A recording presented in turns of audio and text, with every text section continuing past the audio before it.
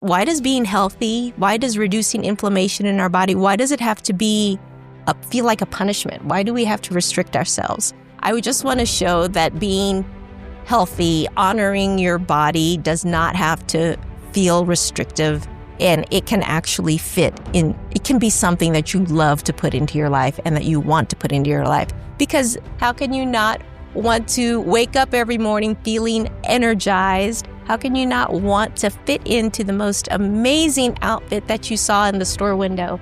Those are all things that should be great, and you shouldn't have to punish yourself and feel restricted in any way just to achieve the things that you love. Hey everyone, it's Tamara Thompson with Broadcast Your Authority, and I'm super excited for our next guest, Dr. Venus. She's in the process of launching a new company, which actually was created. Actually, you have a more inspiring story on that. Could you share a little bit more about the name of the company and why you created it? Well, the name of the company is Norrico Naturals, and it's named for my mother and father, Norma and Federico. They, of course, played a very important role in my life. They were my parents. Now that they've now passed, my brother and I just really felt we wanted to somehow really give them some sort of a tribute because of the importance they had. And both my parents actually were very key in terms of what I decided to do. In terms of doing something beyond a medical practice. I wanted to go beyond just the walls of my office, beyond the hallways of the hospital. I felt like I wanted to be able to spread the message that health and fitness was a lifestyle for everyone, but be able to reach more people with that message. My father, he had a stroke, and when that happened, I was devastated. And being in medicine, in the specialty that I'm board certified in, physical medicine and rehab, managing stroke is something I knew very, very well. I help patients manage their stroke and rehabilitate from strokes. I help families figure out how do we manage our family member who now has stroke. But when it happened in my own life, I didn't realize the impact that it truly would have on me. I had been a fitness competitor for 20 years, and I ate clean. I trained almost every day.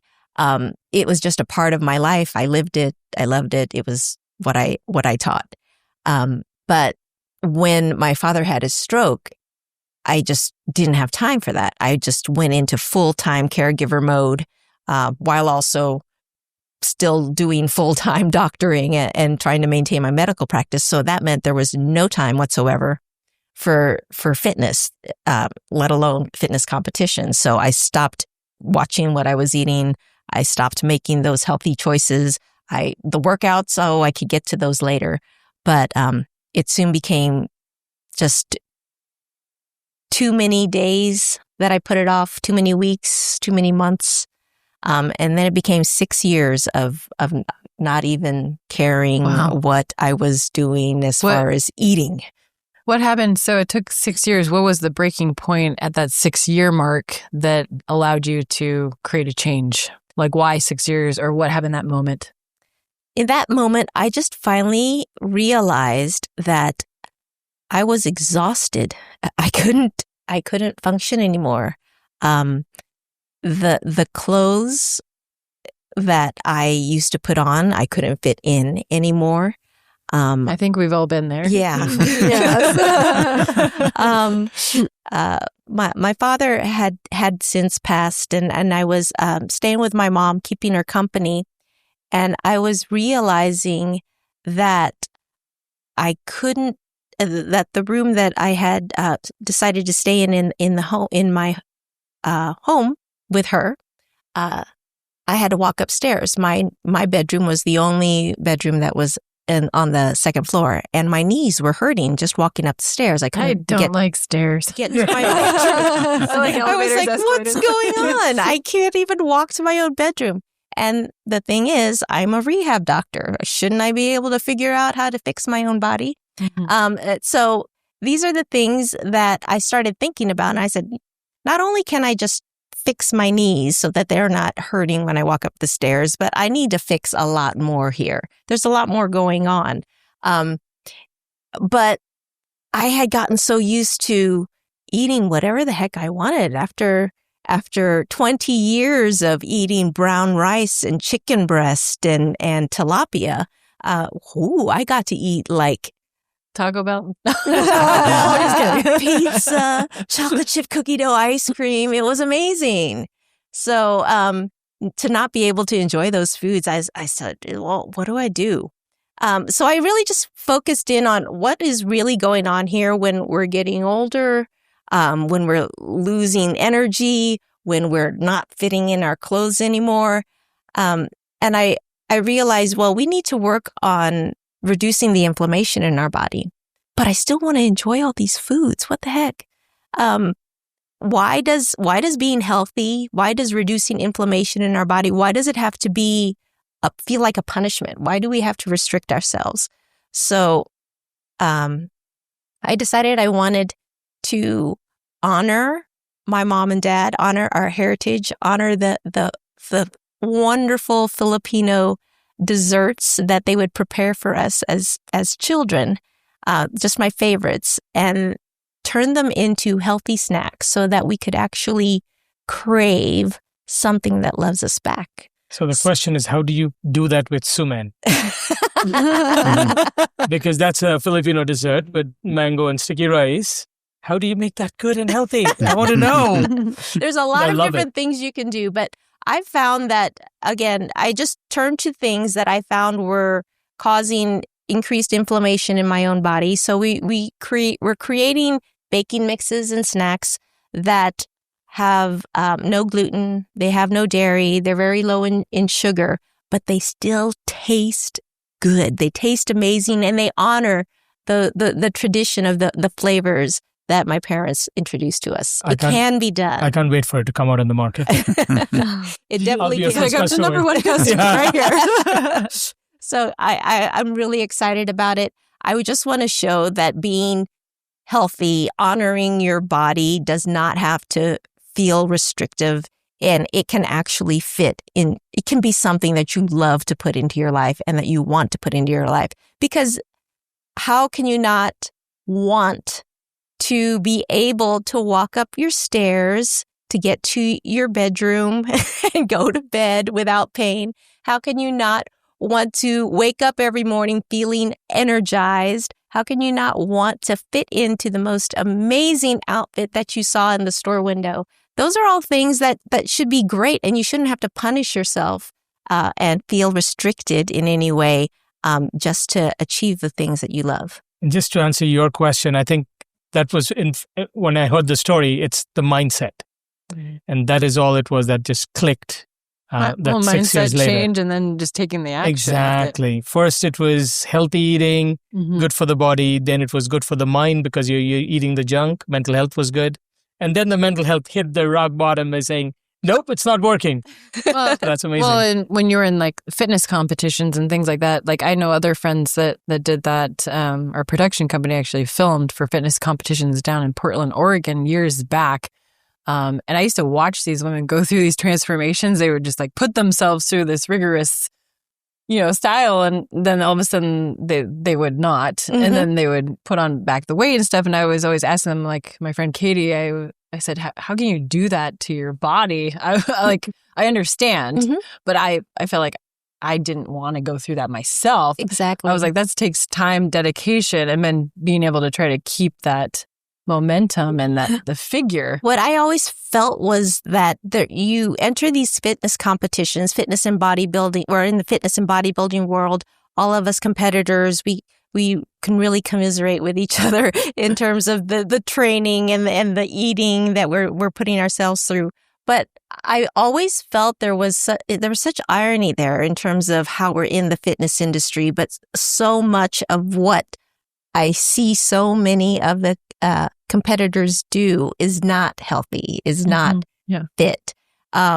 So that's something also that I really wanted to kind of change in terms of more of like I never wanted to turn to, exactly. Like I never wanted to turn to those unhealthy extremes in order to get on stage and be proud of what I was presenting. What are some of those signs? Like you kind of talked about your whole experience, and I'm wondering, like, when people are out there, you know, sometimes we're falling off that track that we're on, and it's mindset and it's lifestyle changes. But sometimes I think people don't know when they've gone so far, like, what are some clues that you can give them? So, or also there's the guilt factor, right? If like, oh, I've gone that far, either now I don't care or I feel too guilty to turn around and make that change.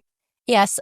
One of the key things that I think is always important to keep in mind is I'll talk to people who are saying, I've been so consistent. I don't understand what's going on. I've been dieting. I've been exercising. I only eat half a cup of rice and again, a cup of green beans and 4 ounces of chicken breast every 4 hours. And I know that I don't understand why I can't get any results. Yeah. And then I talked to them and I said, do you ever ease up on yourself? You're so stressed out right now. I can see it in your face. I can hear it in your voice. And stress is such a huge part, or at least how we respond to stress, is such a huge part of what our body and our systems do. The cortisol response, when that goes up in your body and it stays at a high level, and it's not allowed to do its normal up and down peaks and valleys that it's supposed to do, when you are stressed out and that cortisol level stays so high, that throws off so many of the systems in your body. So you can be dieting and sticking to those workouts, but if you're stressed out and your cortisol levels doesn't allow your body to do what it's supposed to do and function as it's supposed to, you're not going to get those results. Yeah. So you really need to always keep in mind that managing stress and keeping yourself at a state where you are happy where you are is important. It's important to be able to manage those things and integrate them into your life. Otherwise, you're not going to get the results that you've been working so very hard. Yeah, it's a mental and physical, holistic well-being. Mm-hmm. That's extremely important. You're talking about the cortisol level. We have the cortisol high. We have the high insulin after a meal. We have the stress situation where we crave for something just as a reward for stress or as a solace for what we have experienced. Do you have a specific market or a specific line? Is it more for the cravings between the lunch and dinner, or is it more in the evening for dinner? Do you have a specific market or a specific target with your healthy food? Well, we initially started as a snack company. We wanted to create a snack where people could say, I'm just craving something right now. I really just want to eat a piece of cake. Because honestly, I get that way. Sometimes I come home and I'm like, I was a piece of cake. Me at 2 a.m. Yep, it's every midnight. Yeah. Actually, that was me at midnight when we got back from the karaoke bar. I was like, I really wish there was a snack in here. I wish I would have called you. I would say after every second email, I could have one. Yeah. So that's exactly what I wanted to create, because that was something that I wanted. I wanted to have a choice. Something that wasn't going to be so bad for me. And I knew it was achievable. I go through the snack food aisles and I would say, okay, this is actually pretty good. And then I'd look at it and I'm like, oh, this is still a little too high in sugar. Oh, this is pretty good. I'm like, oh, I don't do so well with the dairy. So I wanted to have something that truly had everything that I needed in that snack that I could feel good about. How do you make it tasty? How do you make it tasty? Yeah. Add Secret butter and ingredient. sugar. No, I'm just kidding. Many secret. trials in the kitchen. Mm-hmm. And when you're training for a competition and you're in recipe development, I'll let you know. Taste testing is complicated. You have to have a very good friend or family member. Thank you to my brother. Can I apply for the job? Do we have to gain weight during the process? I'm hoping that the thing is, we wanted to create several of the snacks because we wanted to make sure that we were honoring the flavor that my mother baked in her own kitchen. So we had to make the original recipe a few times because, you have to do things a few times. Mm-hmm. And we wanted to make sure that we got her recipe just right. So we did have some of the higher sugar, more inflammatory versions in our kitchen before we decided to start fooling around with it to make it healthier. So there were several taste trials. Mm-hmm. I used to be the national corporate chef for Campbell's Soup, so I know all about recipe development. But one thing that you were talking about, which I think, and this is a personal opinion, if you need to have a cheat day, that diet is not a good diet. Right. You need to incorporate your cheat day in a way that it doesn't affect you, and you can actually have and enjoy the meals that you actually do, so there's no ups and downs. That's just my personal opinion. Yeah, I mean, I speak from a point. I'm currently training for a competition right now. So that when you're training for a competition, that's a totally different mindset. And I'm not speaking for anyone doing a regular diet out there. But when you're adopting a way of life where you want to eat less inflammatory, you want to eat healthier, I definitely think it's important to realize that you don't have to necessarily make that clean decision every single time. And you certainly don't have to make yourself feel guilty about it because, as I said, stressing out about this one cheat meal makes no sense because all you're doing is you're working against 100%. Yourself there. So I never believe in worrying about that cheat meal or worrying about, I shouldn't be an emotional eater, and emotional eating is bad. I actually don't think that emotional eating is bad at all. If you're doing emotional eating and you're doing emotional eating something that might be good for your body, then you got a win-win for both, and you're not just having a bag of chips. Exactly. But again, pita chips. But. I will have. I honestly believe that if someone feels like I'm feeling down today, and I think I'm just going to have that scoop of ice cream that I want because I'm craving it, and I think I would feel better after I have that scoop of ice cream. That is not necessarily a bad thing. No, a lot of people will associate that with something you shouldn't be doing. It's not necessarily a bad thing if you can do it with intention. And if you can do it with keeping in mind that you have other choices.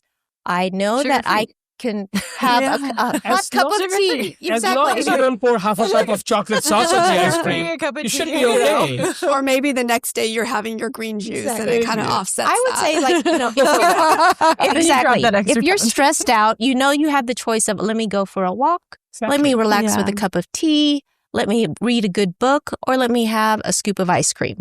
Today, I'm going to choose that scoop of ice cream, but you know what? Next time, I think I'm probably just going to read that book that I've been wanting to sit down and relax with. I'm going to go one step forward and say, walk to the ice cream place, have your ice cream and come back.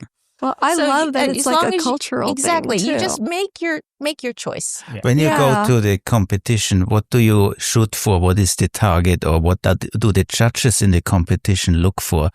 Do they look for taste, for calorie, for look, for whatever? The reason why I'm asking is in my field of research, I see that competitions and experiments and clinical trials are so different from the real world.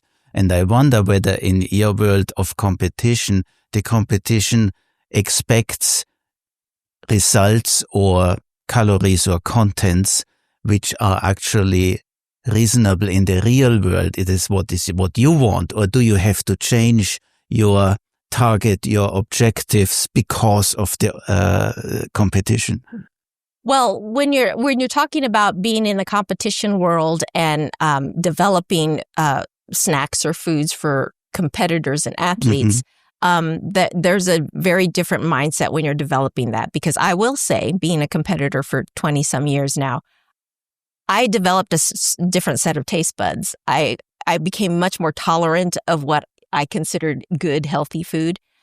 So I wanted to create a snack that not only appealed to athletes that might have wanted a little bit of a higher protein snack to eat, but I also wanted to appeal to the general public who just wants to eat something good. How many snacks do you have, and what are the flavors? Well, we are still just finalizing the initial recipe that we are putting out first, and we decided to actually put out a baking mix for bibingka, which is a coconut rice cake that is very popular in the Philippines. So that's actually going to become a baking mix. So you can do a lot with that. Mm-hmm. You can make not only the coconut rice cake, but you can make pancakes. You can make all sorts of... You're starting to tempt me. Amazing things. I just happened to discover that the batter that we were making for the bibingka could be just changed a little in terms of how much water you added and make amazing pancakes. I was like, oh my gosh, coconut rice pancakes are amazing. Is that for breakfast tomorrow? And it's So gluten-free, isn't it? Yes. It's gluten-free. Gluten-free, yeah. Yes, definitely. So and it gives you that satisfaction. And maybe in the culture, you're seeking like your own comfort food. I think that's really fascinating. yes, and fabulous to I have, wanted too. to be able to really be a tribute to the Filipino culture and honor that culture. And I think it's something that would be really wonderful to introduce to the world, because I don't think that enough people know what it's all about. Well, as we conclude this episode, eventually, where will individuals be able to find this? How can people connect with you? Can you share a little bit more with our audience, a little bit more about that? Absolutely. And until our launch, you can certainly connect with me on Instagram at Doc Venus, DocVenus, and you can also find me on YouTube there, Doc Venus. Do we have a projected timeline of where we can find Well, you the can healthy start snacks? You can start looking for those healthy You're going to snacks. start Instagram, right? I'll follow right away. You'll probably be able to see us on TikTok Shop, but we will be selling online and in some local Southern California farmers markets when we launch at the end of this summer. So 2025. Looking so much forward to it. Looking forward to it. Yes. Well, thank you so much for being on the show today. Thank you to the panel as well that joined us. And thanks for joining us in this episode with Dr. Venus. If this resonated with you, be sure to leave a comment, subscribe to our channels, as well as follow Dr. Venus on all her social channels. Be sure to check out her healthy snacks when they launch. I appreciate you all, and we'll see you in the next episode.